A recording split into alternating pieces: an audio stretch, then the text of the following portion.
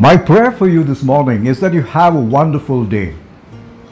May I take a moment of your time and ask God to give us and bless us with this wonderful day.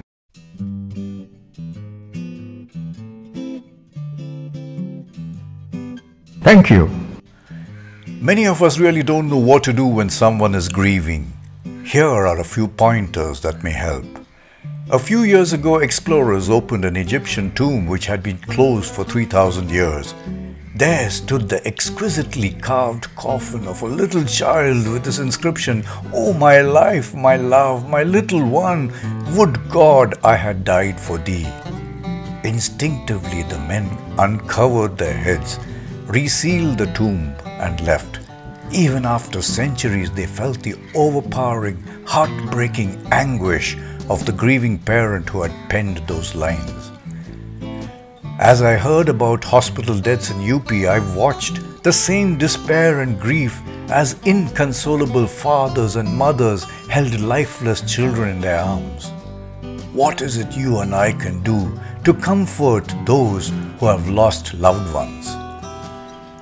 Author Joe Bailey, who had lost 3 sons through a tragic accident, described 2 examples of comfort he had received during his deepest grief. Someone came and talked to me of God's dealings, of why it had happened, of hope beyond death. He talked constantly and said things I knew were true. I was unmoved, except to wish he'd go away. He finally did. Another came and sat beside me. He didn't talk, he didn't ask leading questions. He just sat beside me for an hour and more, listened when I said something, answered briefly, prayed simply and left. I was moved, I was comforted. I hated to see him go. A translator laboring amongst a tribe in the mountains of Mexico found it hard to get the right word for comfort. One day his helper asked for a week's leave and explained that his uncle had died and he wanted a day's off to visit his bereaved aunt to help her heart around the corner. That was the expression the translator needed.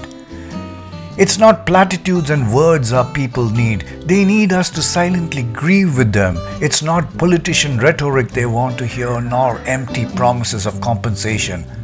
What we can give them today in silence are also grieving hearts, grieving with them for terrible woe that has smashed loved lives away. As people grieve, let us reach out and touch and weep with them and pray God's comfort will aid them through these times. Words of insight, gems of guidance may help when someone's in a test. But today, when comfort is what's needed, our silent presence may be the best. Let's help their hearts around the corner. Before I sign off, I'd like you to go to subscribe on your YouTube and press the button so that you'll get my talk every single day. Thank you.